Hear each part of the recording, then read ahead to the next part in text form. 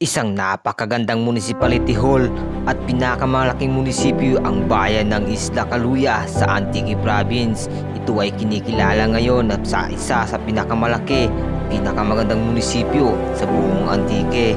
Bago natin simulan, intro muna tayo mga tangay.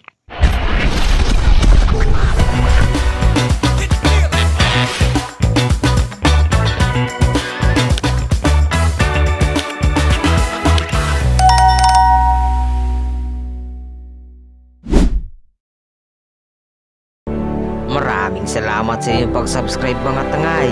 At ngayon naman ay mabalik na tayo sa pag-uusapan natin. Ang bayan ng Caluya ay isang maliit na isla lamang na napapalibutan ng mga dagat.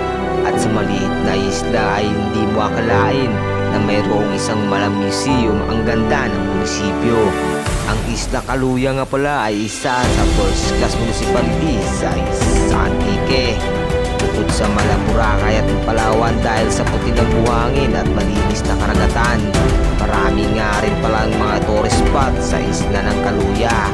At ngayon naman ay papakita ko sa inyo ang loob ng Malang Museum.